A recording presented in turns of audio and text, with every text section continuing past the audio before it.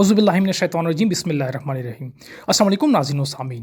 नाज़रीन किराम, इस बात से तो यकीनन आप सब वाकिफ़ होंगे कि एल्बर्ट आइंस्टाइन साइंसी तारीख़ के सबसे गैर मामूली ज़हनी सलाहियत रखने वाले साइंसदान थे। वो अकेला ही हज़ारों साइंटिस्ट से ज़्यादा ज़हनी सलाहियत के हामिल थे। जो चीज़ एक आम इंसान समझना तो दूर सोच भी नहीं सकता, एल्बर्ट आइंस्टाइन ने वो बात न सिर्फ सोची बल्कि इसको समझकर पूरी दुनिया के लिए आसान बना दिया। आइंस्टाइन ने थ्योरी ऑफ रिलेटिविटी और फोटो इलेक्ट्रिक इफेक्ट के कवानीन वाज़ेह करके पूरी दुनिया को वर्ते हैरत में डाल दिया। इनका नामों की बदौलत आइंस्टाइन को नोबेल प्राइज से भी नवाजा गया। आइंस्टाइन की गैर मामूली सोचने और समझने की सलाहियत देखकर लोग समझते थे कि आइंस्टाइन के पास एक मखसूस दिमाग मौजूद जो कि हम आम इंसानों से बहुत ज़्यादा मुख्तलिफ हैं। इस बात से आइंस्टाइन भी बाखूबी वाकिफ़ थे।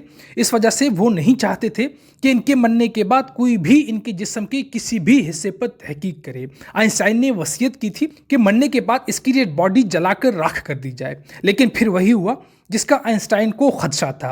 18 अप्रैल 1955 को प्रिंसटन हॉस्पिटल में जब आइंस्टाइन की मौत वाक़या हुई तो ऑटोप्सी यानी मौत की वजह जानने के लिए जो डॉक्टर आया, इसने एल्बर्ट आइंस्टाइन का दिमाग निकाल कर छुपा लिया, क्योंकि इस डॉक्टर को ये तजस्सुस था कि दुनिया की इस गैर मामूली जहनीत के हामिल दिमाग में ऐसी क्या खासियत मौजूद है। नाज़रीन इकराम, आइंस्टाइन का दिमाग चोरी करने वाले डॉक्टर का नाम थॉमस हार्वी था, जिनको अपने साथ होने वाले अंजाम से ज़्यादा इस गैर मामूली दिमाग के बारे में जानने में दिलचस्पी थी। कुछ दिनों बाद जब प्रिंसटन हॉस्पिटल को इस वाक़ये का इल्म हुआ तो डॉक्टर थॉमस हार्वी को नौकरी से निकाल दिया गया। इसके बाद डॉक्टर थॉमस ने आइंस्टाइन के बेटे हंस ऑल्बर्ट से बहुत मुश्किल से इस बात की इजाज़त ली कि वो एल्बर्ट आइंस्टाइन के दिमाग पर तहकीक करेगा और इसकी गैर मामूली दिमाग के अंदर छुपे राज दुनिया के सामने लाने की कोशिश करेगा। डॉक्टर थॉमस हार्वी एक पैथोलॉजिस्ट थे जो पोस्टमार्टम करने में महारत रखते थे, लेकिन डॉक्टर थॉमस हार्वी का ख्याल था कि वो इस गैर मामूली जहनीत के हामिल इस दिमाग पर तहकीक कर सकेगा। डॉक्टर हार्वी जो पहले ही आइंस्टाइन का दिमाग महफूज कर चुके थे, वो इस दिमाग को लेकर पेंसिल्वेनिया के शहर फिलाडेल्फिया चले गए, जहां उसने इस दिमाग की कई तस्वीर और एक्सरे करवाए। फिर आइंस्टाइन ने इस दिमाग के 240 छोटे छोटे टुकड़ों में काट कर हर टुकड़े को अलग शीशी के जार में महफूज कर लिया और इन जार को अपनी बेसमेंट में छुपा दिया। तो थॉमस हार्वी दिमाग लेकर कैंसस के शहर विचिटा चले गए, जहां वो एक बायोलॉजिकल टेस्टिंग लैब में मेडिकल सुपरवाइजर की नौकरी करने लगे। यहाँ फारे औकात में आइंस्टाइन के दिमाग पर खूब तहकीक करने की कोशिश करते। इसके बाद वो कई बार अलग अलग मुलाजमत छोड़कर मुख्तलिफ शहरों में ये दिमाग लेकर घूमते रहे। कई साल का अरसा गुजर चुका था, लेकिन डॉक्टर थॉमस आइंस्टाइन के दिमाग पर कोई खातिर खा तहकीक करने में नाकाम रहे, बल्कि उनका मेडिकल लाइसेंस कैंसिल कर दिया गया। अब नौबत यहाँ तक आ गई कि उसे प्लास्टिक की फैक्ट्री में मुलाजमत इख्तियार करनी पड़ गई। इस दौरान उसने फैसला किया कि वो एल्बर्ट आइंस्टाइन के दिमाग के मुख्तलिफ हिस्सों को दुनिया भर के बेहतरीन न्यूरोपैथोलॉजिस्ट के पास डिटेल रिसर्च के लिए भेजेगा। 1955 में दिमाग चोरी होने के 30 साल बाद यानी 1985 में पहली बार आइंस्टाइन के दिमाग पर एक तहकीक पब्लिश कर दी गई।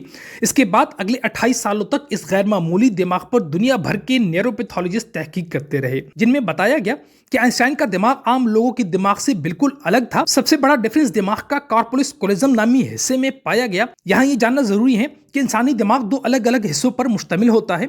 इंसान जो भी काम करता है वो दिमाग के एक हिस्से में प्रोसेस होता है और फिर दिमाग हमारे जिस्म के मुतलका हिस्से को सिग्नल फराहम करता है। बाईं तरफ का दिमाग हमारे जिस्म के दाएं हिस्से को कंट्रोल करता है, जबकि दाएं तरफ का दिमाग हमारे जिस्म के बाएं हिस्से को कंट्रोल करता है। इसके अलावा 90% लोगों का बाएं तरफ का दिमाग बोलने, समझने, कैलकुलेशन और लिखने के दौरान काम करता है, जबकि दाएं तरफ के दिमाग के पास क्रिएटिविटी, अशकाल को समझने और आर्ट जैसे स्किल्स की जिम्मेदारी होती है। दिमाग के दोनों हिस्से जिस चीज़ से आपस में कम्युनिकेट करते हैं इसको कॉर्पोरस कोलिज्म कहा जाता है, और आइंस्टाइन का कॉर्पोरस कोलिज्म आम इंसानों के मुकाबले में ज़्यादा बड़ा था। यानी इसके दिमाग के दाएं और बाएं हिस्से का आपस में बहुत मजबूत ताल्लुक था, जिसकी बुनियाद पर आइंस्टाइन एक ही वक्त में काफ़ी मुश्किल मसाइल और हालात को इमेजिन कर सकते थे। कॉर्पोरस कोलिज्म के बड़े होने के अलावा आइंस्टाइन के दिमाग का पैटर्न भी आम इंसानों से काफ़ी मुख्तलिफ था। मुहक्किकीन का मानना है कि इसकी वजह दिमाग में मौजूद न्यूरॉन का फ्लो बहुत ज़्यादा था। न्यूरॉन्स की अच्छे फ्लो होने का मतलब कि इनकी मैथमेटिकल कैलकुलेशन पावर बहुत ज़्यादा मजबूत थी, जिसकी बदौलत आइंस्टाइन बहुत पेचीदा मैथमेटिकल प्रॉब्लम्स को बिना कॉपी पेंसिल के अपने दिमाग से ही हल कर सकते थे। न्यूरॉन ज़्यादा होने की एक वजह यह भी बताई गई, जब आइंस्टाइन के दिमाग का वजन किया गया उसके दिमाग का वजन 1230 ग्राम था, जबकि आम इंसानों के दिमाग का वजन 1400 ग्राम होता है। मुहक्किकीन का मानना है कि इनकी दिमाग की लाइंस काफ़ी पतली थी, जिसकी वजह से इनमें ज़्यादा न्यूरॉन्स पाए जाते थे। लेकिन सबसे बड़ा सवाल अभी भी वही मौजूद था कि क्या एल्बर्ट आइंस्टाइन ऐसे खास दिमाग के साथ पैदा हुए थे या फिर पैदा होने के बाद इसमें कोई तब्दीली आई। تحقیقات سے معلوم ہوا کہ آئنسٹائن جب پیدا ہوئے وہ پورے 5 سال تک بول نہیں سکتے تھے۔ جب اس نے بولنا شروع بھی کیا تو وہ زیادہ بولنا پسند نہیں کرتے تھے، بلکہ ہمیشہ اپنی سوچوں میں مگن رہتے تھے۔ اس کی یادداشت کی صلاحیت کافی کم تھی، یہاں تک کہ اسے عام میتھمیٹیکل ٹیبل یاد کرنے میں بھی مشکل پیش آتی تھی۔